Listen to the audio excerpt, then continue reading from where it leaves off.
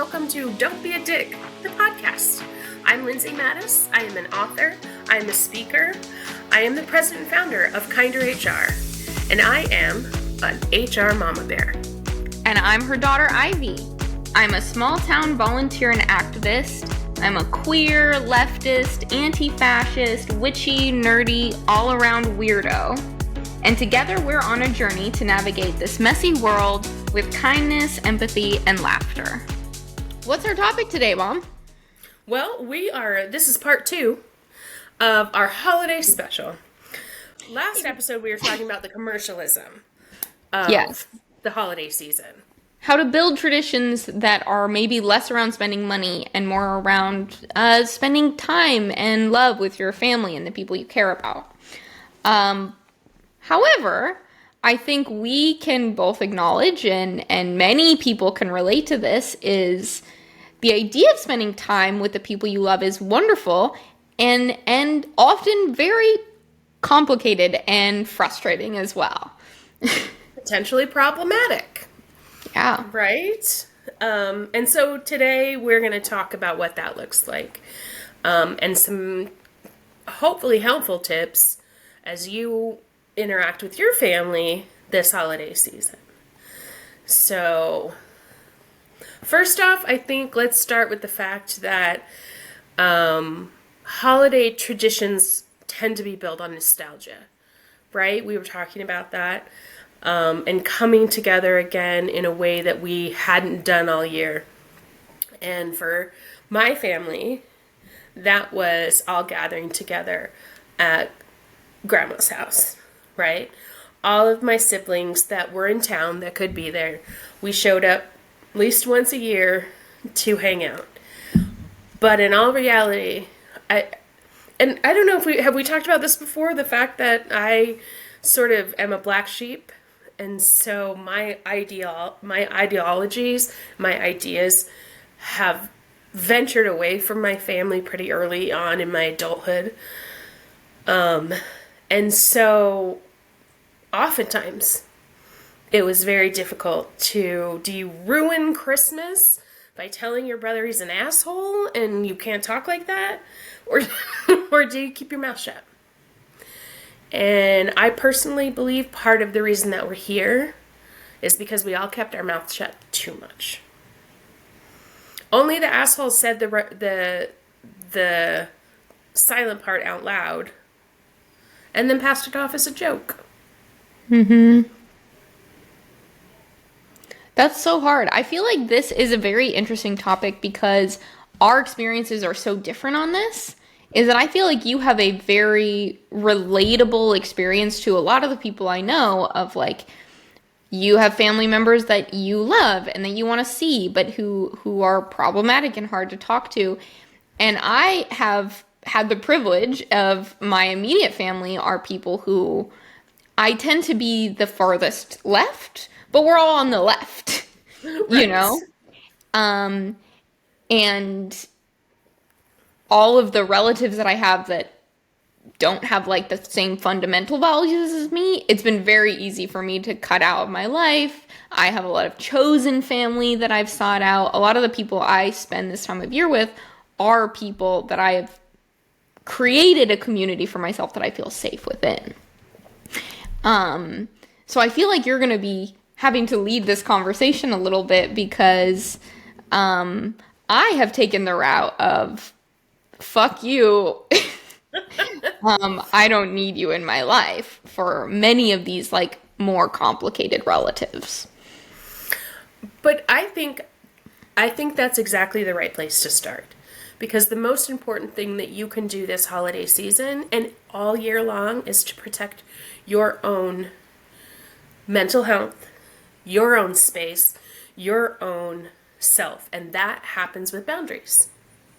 And so I see how well you have done at creating boundaries for people that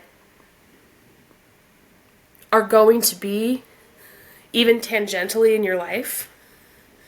And you've just sort of shut the door, not slammed it, not screamed it, but just shut the door and moved on. And I think that the first and main thing that we need to know is that us having boundaries around our safety, around our psychological or physical safety, always comes first before trying to draw in nostalgia and interact with those family members that are fascists, even if they don't want to call themselves fascists. I think that's a really good point, and I think that leads to like a very early crossroads that many of us experience with our families, which is having to make that choice of when is this relationship one that is worth maintaining, you know, because I think that's a different choice that you and I have made. Is for me, for a lot of these relationships, I've just been like, it's not worth it to me. It's not worth maintaining that connection, and I've cut myself off. And I have, again, it's been easier for me because a lot of these people are aunts and uncles and cousins versus my siblings, my parents. But I have friends who I'm very close with. Like, I have a number of friends who've had to make those kinds of decisions with their parents, with their siblings, that it's like, you are my immediate family and you are not safe and I cannot be around you. And that's a really hard choice to make. It really is. And one that comes with a fuck ton of guilt. Now, I am grateful to hear that for the most part, you know, we have allowed our children to be themselves, whoever that turned out to be. Sean used to joke that the worst thing my kids could be was Republicans. I'm like, maybe Mormon Republicans at that. But I'm like, sure. You know what? The reality is, if that were the case, I would love you anyway. To which I then responded to him, what are you going to do when your kids are Democrats and not Mormon? And queer. Happened. And queer. Not to out any of my cousins, But I digress. But it is, I think there is like a point there that like maybe Sean can't see because of his own perspective.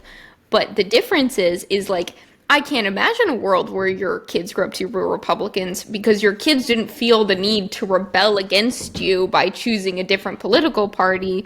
You raised your children to think for themselves and have conversations about empathy. And so whatever we grew up to be wasn't to piss off our parents, which I think is the perspective he was coming from, right? That he's like, well, my kids are going to rebel because they're going to be what I fear them being, and that has to happen to you too. Yeah, but my you kids didn't create rebelled by keeping me in the dark. They were doing what I wanted them to do, but they weren't telling me about it. You mean they didn't want to drink with you specifically? Does that mean? I mean, they try now. We all toasted at Family Feast last night. Everybody has a toast with me, but again, you know, there are some ways. But where I was going with that, no, I just was going to go off on a tangent, so I had to bring myself back. That wasn't about you. Everything's Is about that me. while you didn't have the same sort of pressure, you still had family pressure. Your holidays were extra crazy because we were divorced, and so you had our family, and then we don't. So y'all, I'm going to use terms we don't use: step, half, that kind of thing. We're a blended family, and we're all family. We don't use those words. But for clarification, to follow the situation, I'll go ahead and use them. So you had our immediate family, and then you had your biological dad's immediate family. And then you had your stepdad's family. And then you had your stepmom's family. And then you had the extended family. So my parents, so grandparents, and you had how many sets of grandparents at the end there? At your biggest when they were All all alive. alive. Yeah, I mean, when they were all alive, now I have to count. This is Katie Mm, had two, Mark had two, I had two, Duff only had one. So two, four, six, seven. seven? Seven grandparental figures. Yeah, no, you're right. That actually was a big pressure around the holidays. You know, our last episode was all about spending money, and like especially when I became an adult, and of course by then some grandparents had passed.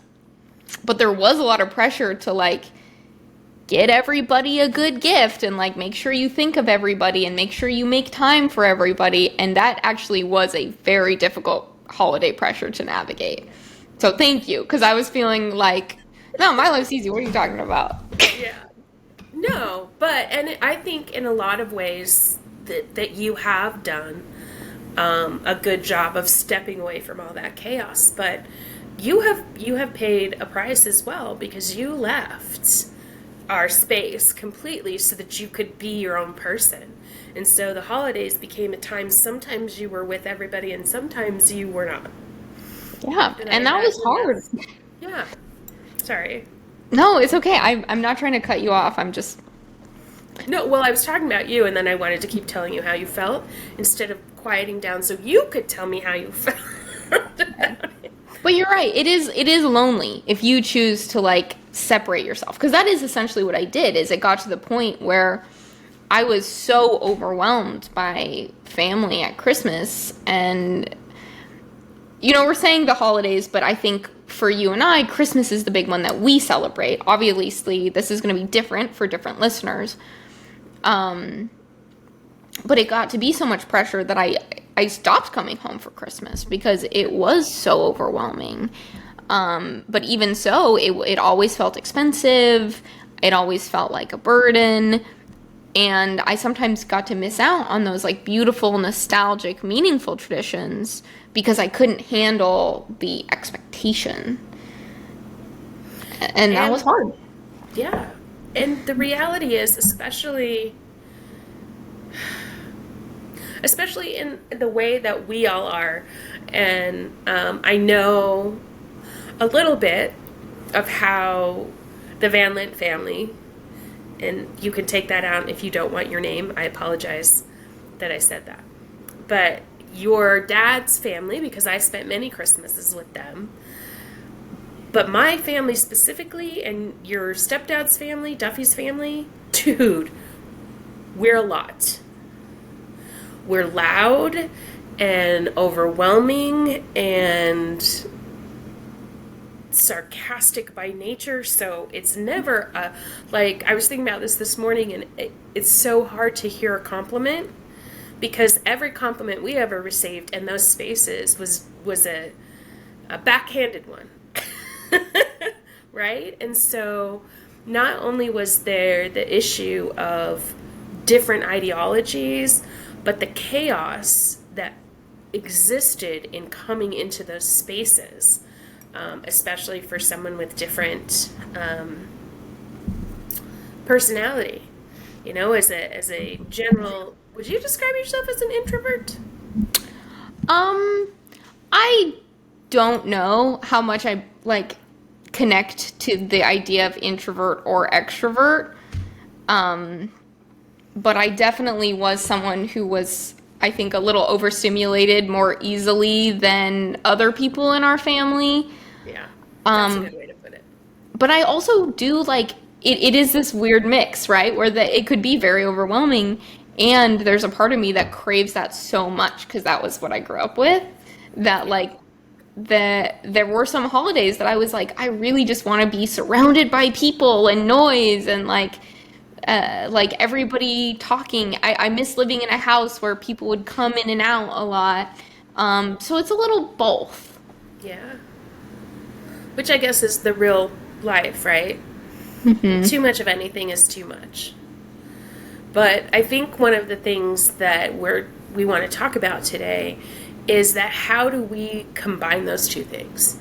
How do we hold on to boundaries that keep us safe, but without losing, completely shutting out the stress of differing opinions and that kind of thing. And your grandmother tried to do it by just refusing to let anyone talk about anything except church, which she never quite got why we didn't want to hear about church all the time. And why every conversation that started with church, I ended up with some drinking story. Seriously, for no other reason than that I felt, much to the dismay of my siblings, that my nieces and nephews needed to know that there was another way. That you could be happy and a good person and not be this Stepford Mormon person. And I actually think I did a good job with that. I think you did a great job. I think that I've heard many of my cousins tell me personally that, like, you were an inspiration to them and that you did show them that there was another option. Thank you. It's something I'm really proud of because it was a conscious decision.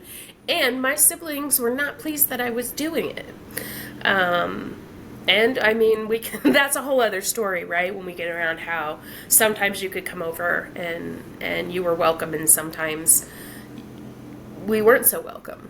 Yeah, I think you did a great job in, like, making my cousins feel very safe. And I think that is something, like, you can do, right? That, like, okay, it's tricky to navigate these family members that you have complicated and differing opinions with. But you can make it a safe place and a more welcoming place for other people at the dinner table, right? Who maybe feel the same as you or have the potential to be reached, right? Because, like, you know, like, joke about Sean, like, but, like, the thing is that I have cousins, a lot of my cousins are not Mormon, right? A lot of my cousins are not straight. And that when you are raised being told there's only one way to live, it can be so meaningful to have one squeaky wheel, you know, pushing that boundary, even if it makes you feel uncomfortable. Thank you. You know what? And I think that's the crux of what we need to do when we can and if we can. And again, I want to emphasize to everybody, your first priority during this season is to take care of yourself, right? Don't put yourself in situations that make you feel unsafe because you feel obligated. But if that's a place you want to be, there are some tools you can use. And for me, I feel like one of those tools is words. Now, we come from a world, right, and especially right now, where it's so divisive and conversations don't exist. Debating doesn't exist. But yeah, learning how to have strong conversations with kindness, right? That's the whole point. We haven't talked about hard things. That's how America dealt with shit. Civil Rights Act, 1964, now everything's fine. We're not going to talk religion, we're not going to talk politics, we're not going to talk money. Well, guess what? Those are the things that we need to talk about respectfully. And one of in my opinion, I hate to use the word positive, but one of the things that has come out of this division and this Antifa, MAGA situation is that people started saying the secret stuff out loud.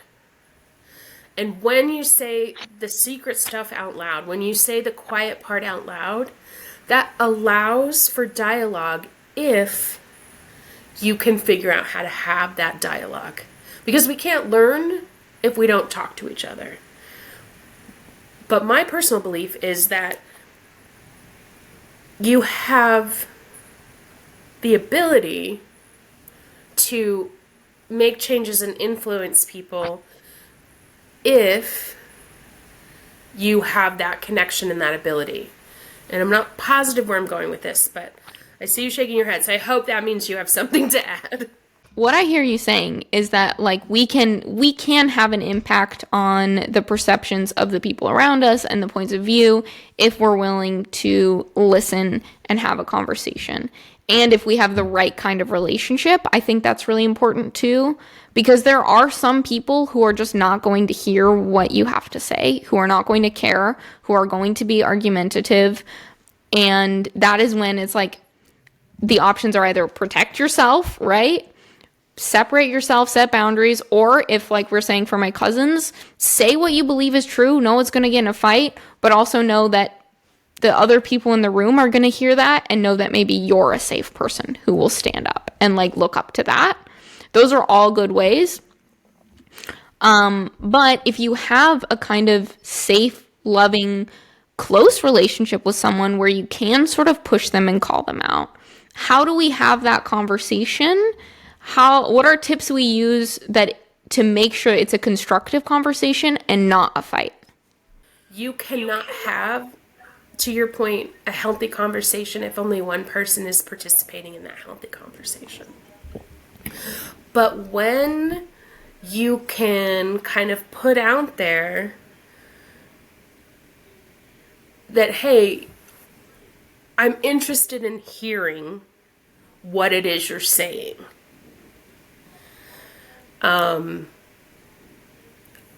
But only if you're interested in hearing what it is I'm saying. Right? And there's that opportunity. You know, and I think you start with, well, you start with recognizing that you have differing opinions. And then I think walk back to where you don't disagree. That it's the same concept as accidental dick in my book, right? That moment where you have the opportunity to understand and decide how you're going to react to that. And I always feel like if we can back up to the place where we both believe that genocide is wrong, okay, what does genocide mean to you? What does that look like for you? I think a lot of times we have a tendency to spew what we've heard without stopping to think about what that looks like. And I think that is a place that you can start by asking questions. Like asking the person, especially, in my opinion, the fascists. We need to talk to, I need to. I don't think you do. Again, I don't think I can. Yeah. Okay, so interrupt me and tell me kind of what you think about what I just said. No, I totally hear you, and I think that is great, and I definitely agree with, like, start from a place of listening, meeting where you're at, and I think the difference between you and me, that we've talked about before, is that, like, and we've talked about, maybe not on air, but in relation to, like, when we were making this podcast, and, like, who is our audience, is that you and I both are, like, reach back, people, where it's, like, turn and, like, okay, who is just not quite where I'm at yet, and how can I bring them to me? And I think that in our day-to-day lives, in our perspectives, in our age difference, our view of who those people are is very different, right? Which is that you have these people, like, using the word fascist, like, in your life that are, like, your close relatives, right? Like, that's what we're talking about, is you have people who it's like, you are dealing with people who have beliefs that are so regressive that I can't even look at them. Like, and like, that might sound harsh and to some of our listeners, but, like, I am not in a place where I'm interested in, like, arguing what genocide is, right? Mm-hmm. I'm not in a place where I'm arguing, like, who it's okay to mass murder and who it's not, or, does racism exist? Like, these are kind of topics that it's just like, I get too fucking mad.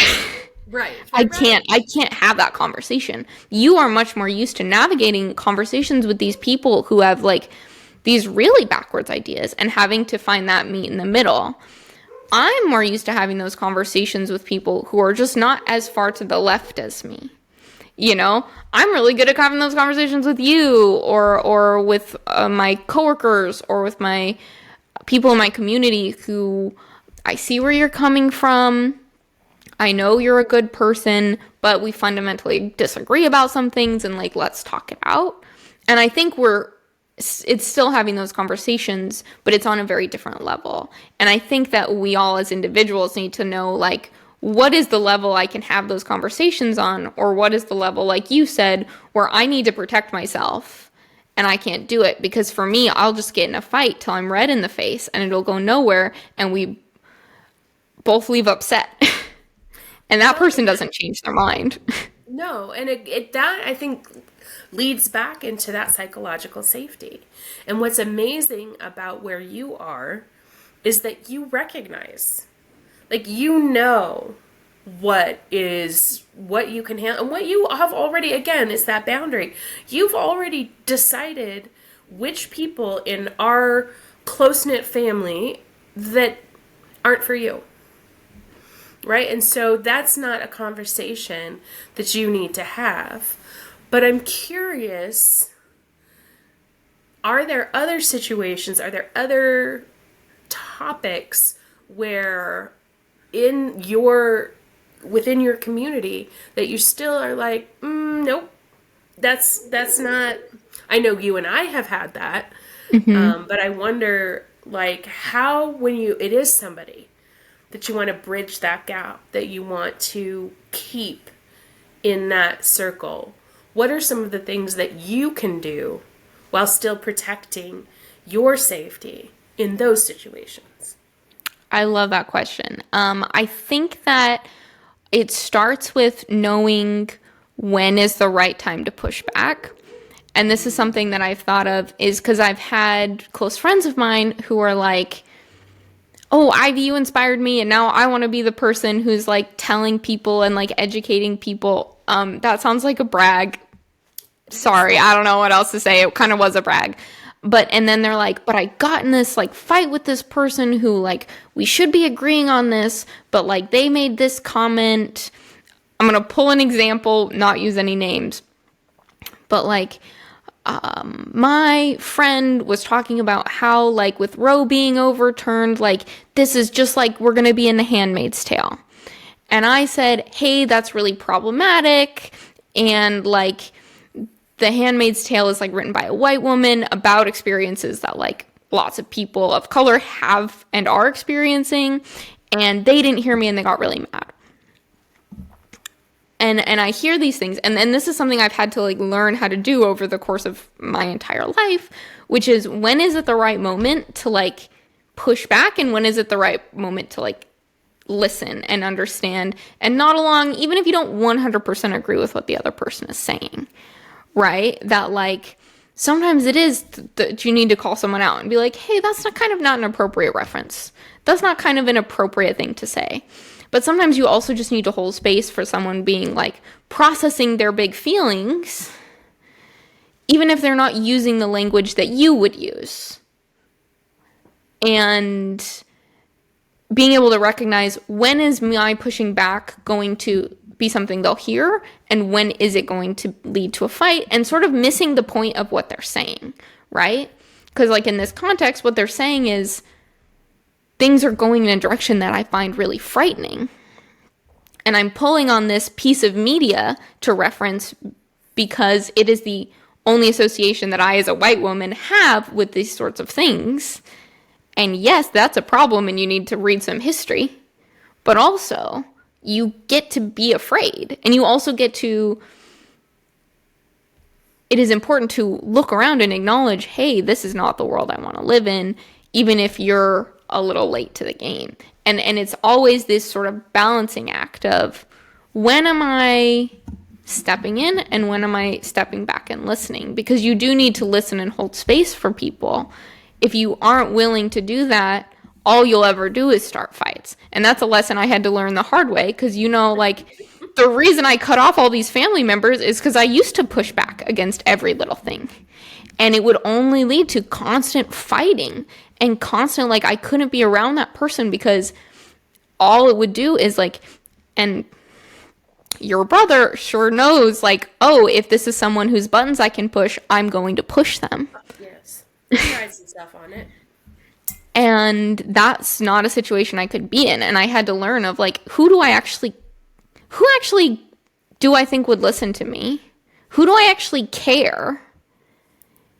And like, if I do care, when is it appropriate for me to actually be having those conversations? And when is it appropriate for me to be like, I see you, I hear where you're coming from, and I agree that this is complicated and scary and hard.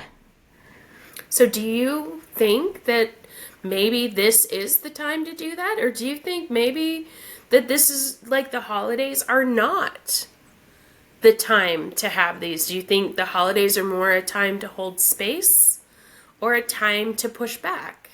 I don't think that's a conversation that can be set to a time of year. Okay. Like, I think that, like, when I'm saying decide when it's appropriate is, like, in every conversation that you have. Right? Which is that, like, I'm coming to, like, most of my conversations with people with, like, I have strong beliefs. I do a lot of reading and research into things, and I will push you back. Like, I pretty much, like, don't go into conversations that end up becoming political where I'm not willing to push my side.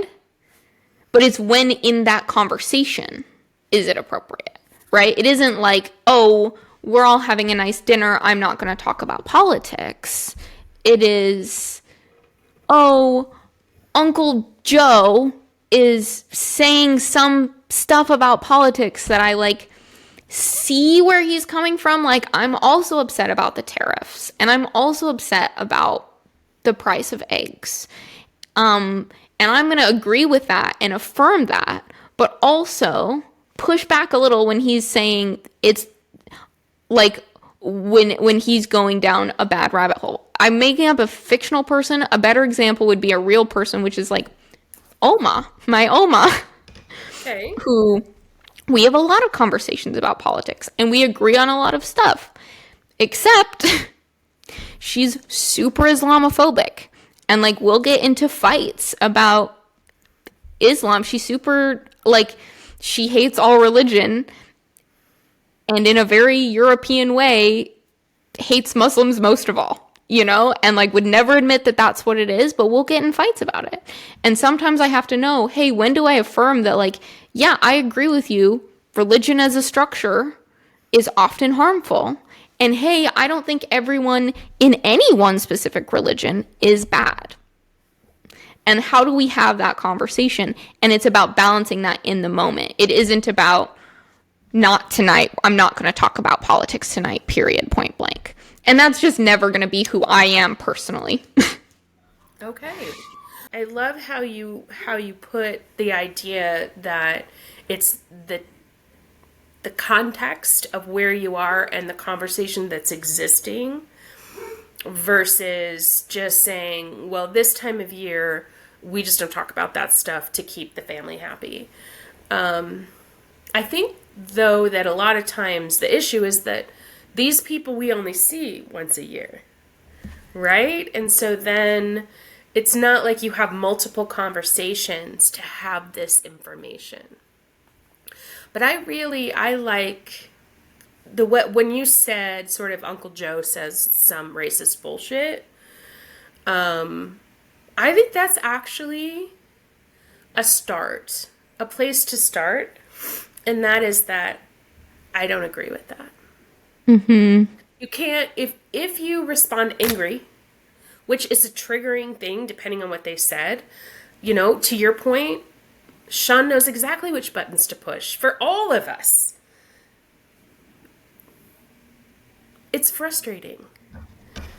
But when you have your boundaries and someone says something, it doesn't need to be a discussion. Just that's not appropriate or that's not true. We don't say that. I like that. We don't say that. I'm sorry, we don't use the R word anymore. That's a word we used all the time in the 80s and the 90s. And now when someone says it, it's like, oh. But the first time someone said it to me, I was like, Well, that's not what it means. Well, here's the thing it does to some people. And I just told you it does to me. So if you continue to do that, that's when we go back to you're being a dick.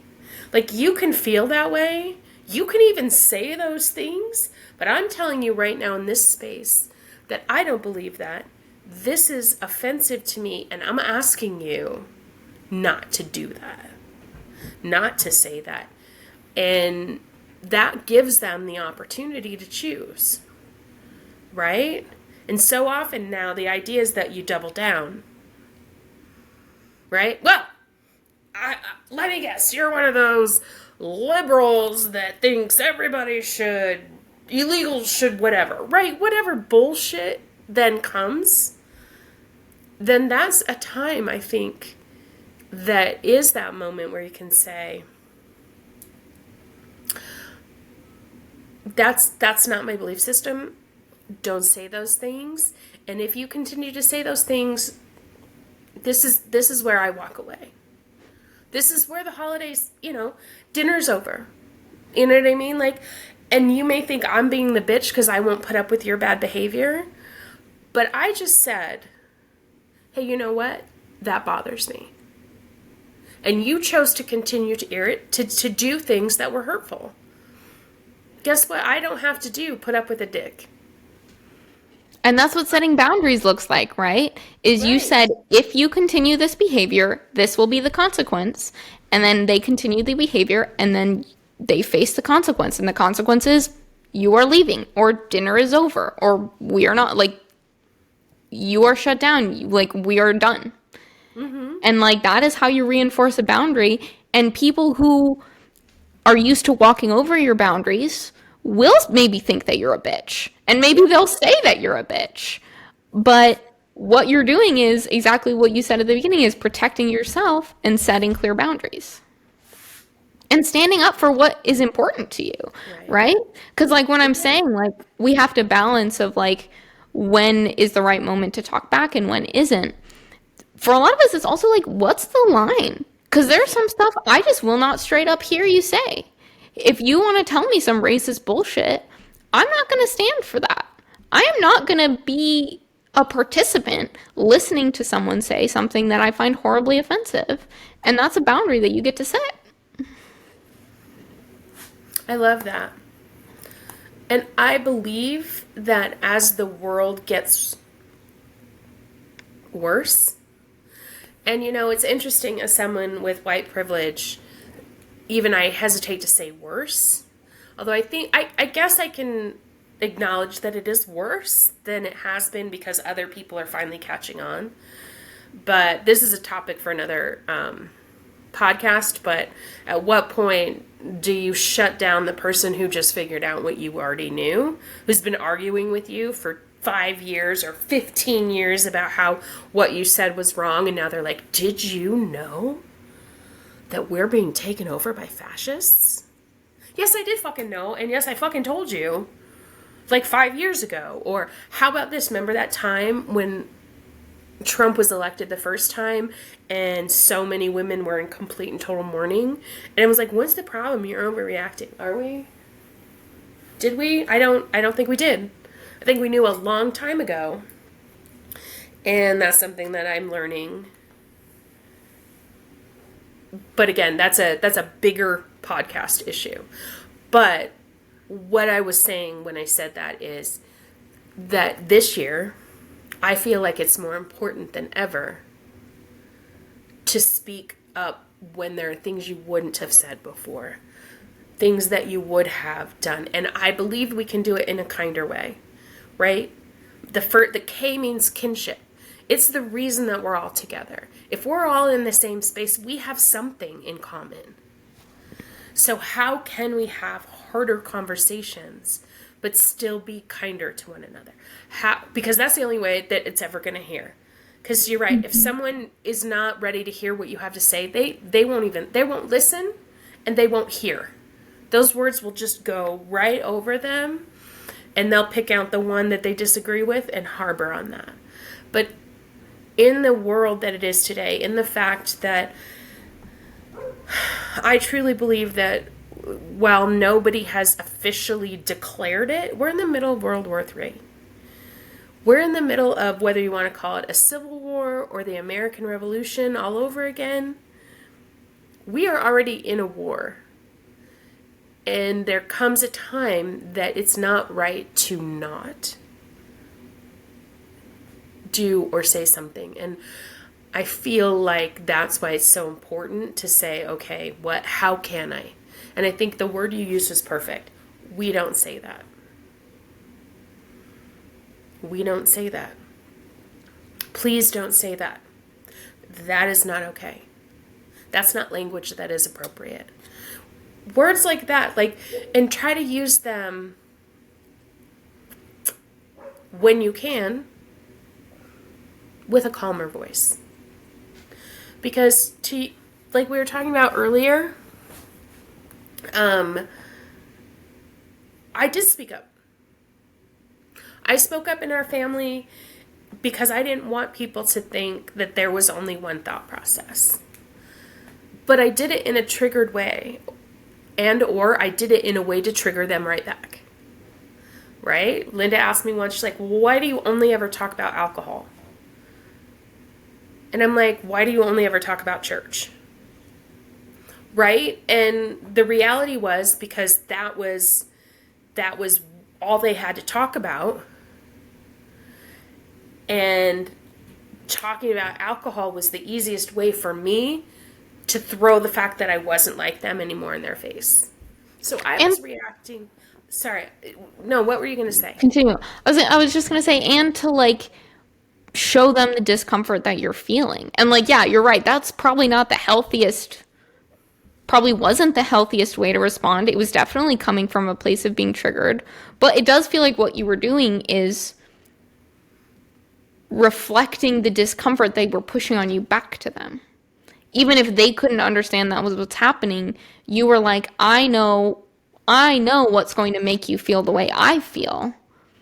And that's what that's a way of reflecting that back to you. But it didn't work because they couldn't understand where you were coming from. Yeah. So we just stopped. Those conversations were not allowed. Grandma just shut them down, which, by the way, made it so that our family just stopped going. You know that. Mm-hmm. Because the reality is they didn't even know. One of the things about our family, and I would say I lived as a member of the Church of Jesus Christ of Latter-day Saints, outside of Utah for a good section of my childhood. That is a different religion than the Mormon settlers here in Bountiful, Utah. Right? We're hardcore, real close to the cult. Again, another conversation for another day. But my family didn't even recognize that everything they said tied back to their fundamental belief system that they were right and I was wrong. And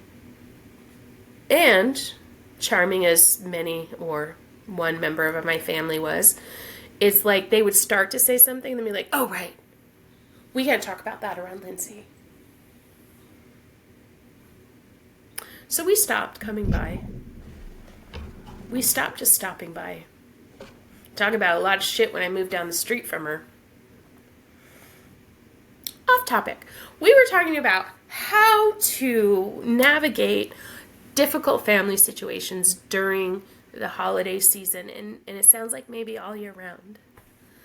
And I feel like the point is, one, boundaries, right? Recognizing when boundaries are necessary, and that is to protect your own or your family's security. Mm-hmm. You know, there were times I took you all away because it was hurtful. And I found times that I didn't take you away, it was hurtful, and I didn't know, which was unfortunate. But yeah, boundaries, but also the desire to recognize, can we make a difference if we say or do it differently? Yeah, and when is it worth the effort? Because it might have been that, like, at that time with your family, there might have been no way that you could have put it that they would have hurt you. Yeah. And us eventually stepping back might have been the only conclusion, right? It might have been the only way to protect us. But I think, trying to act from a place where we're not being triggered is important, but not always possible. And also not always a fair thing to ask, right? Because I think your family is a perfect example, but when you are the one who is pushed out, who's deviant, who's unaccepted, who fits into I don't want to say oppressed group when it's like Mormon and not Mormon, but like as a queer person, right? Like the minority. Right, exactly. When you are the minority in the room, it shouldn't always be your job to like give everybody the benefit of the doubt and when they won't do the same for you.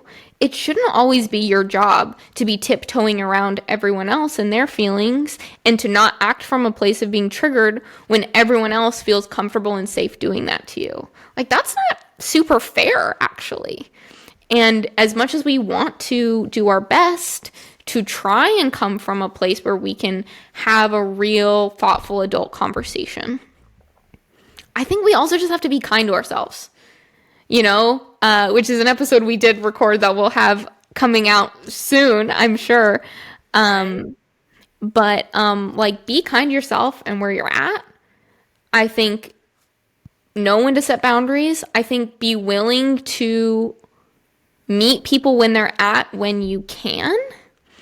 And that means sometimes holding people's hand a little bit. And like you were saying earlier, sometimes it's so frustrating when you've been saying something for years and then someone wants to mansplain it to you who wouldn't have believed you 2 years ago. But sometimes, like, when do we hold that person's hand? When do we say, look, I'm glad that you're hearing. I'm glad you're listening. How do we, like, now you need to listen? And these are all things we have to navigate. And sometimes I think we just have to accept that it's hard and we're not always going to do it right. And you gotta just keep trying. Well, and I think that kind of wraps back up to what we were talking about because of the sort of expectation or the nostalgia, at least again, for us in this holiday, the Christmas thing. This is a moment where we're faced with these things, where we have to make these decisions in real time, like what with IRL. Is that what those kids say? The IRL? My Gen X is showing what? No, I love it. I'm here for it. But yeah, so I guess our message or my thought is the key to kind of holding on to the beauty and the abundance, the comfort that can come with this time of year is to hold on to yourself first. To make sure that you feel safe, you feel comfortable, and find a way when you can, if you can, to surround yourself or put yourself in situations where you are in that space. And preparing yourself when you are ready, you are less likely to be triggered. So prepare ahead of time. Be aware of what are your boundaries for this holiday season, starting with how do I want to experience this time? You know, this is the first Christmas without any parents for me. You only have one grandparent. No, you have more. I should be quiet. It's hard. It's hard to know with me. Well, you have a lot of fucking grandparents. They're not all dead yet. I've got 2 left. Yeah. But I'm still spending it here intentionally. So. There you go. See, because you You've determined ahead of time what you want your holiday season to look like.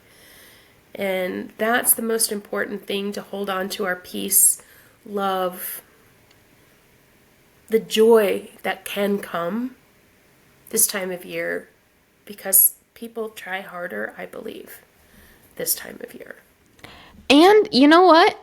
I want to add on top of that too is like, if you really want to spend time with your family that you know that it's going to trigger you, make sure you also spend time with your chosen family. Ooh. Right? Make sure you schedule and spend time on the holidays, hopefully after you deal with the triggering bullshit, right? That you're like, okay, Christmas Eve, I'm going to go deal with these relatives who I know I'm going to have a hard time. But Christmas Day, I'm spending with my chosen family who I know will listen and hold space for me and make me feel loved in the way that I need. That's what I'm going to leave on, is like, make sure you give yourself time with people that you actually feel safe with, and not just people you feel obligated to be around. That's the perfect way to end. I love that.